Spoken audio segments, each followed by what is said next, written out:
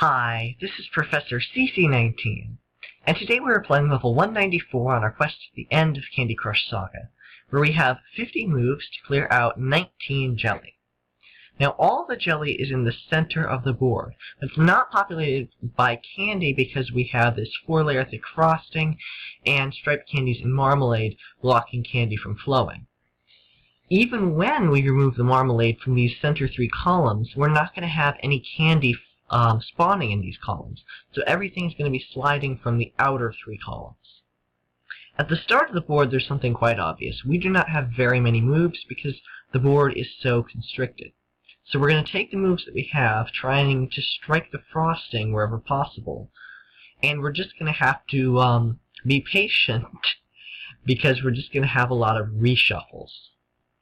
So as soon as we strike, or as soon as we remove some of the frosting, we will have a lot more options in the moves we can make, and we'll be able to make a lot more progress.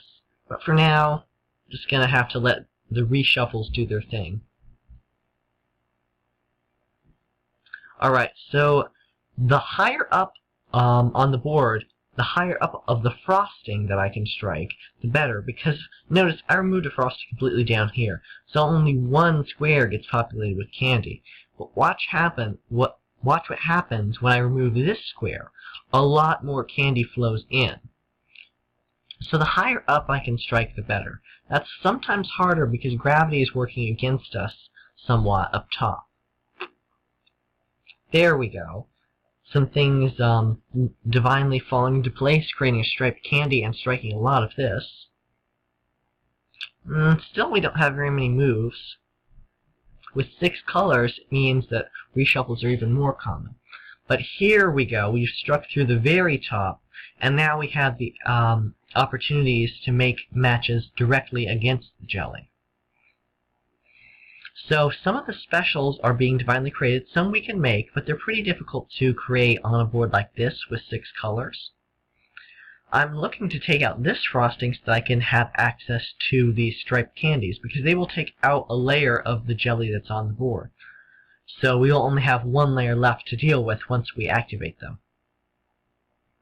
I'm going to work around these little divots, because they could be a little bit tougher because we have a gap next to them.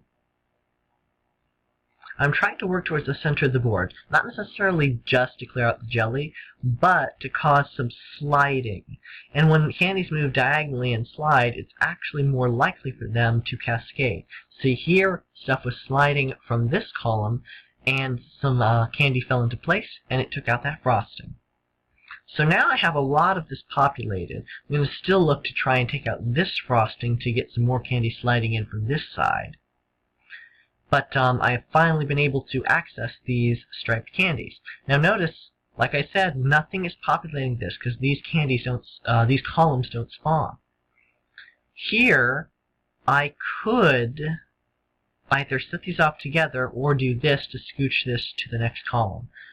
And I don't really think it matters here because it only differs by about 1 jelly, so I'm just going to take the efficiency of moves, setting them off right now. Still important that I get these 2 frostings removed because nothing is spawning here. If I send this off, it'll target this and clear out this jelly, so now I don't have to worry about this anymore, about clearing out the frosting. So now I just have 1 jelly left to clear out, and I have 16 moves to do it.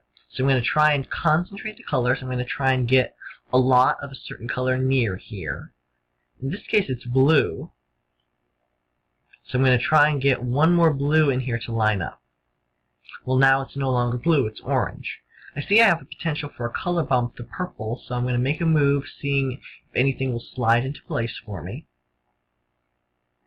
Not quite. In fact, this thing is giving me more trouble than the entire level did.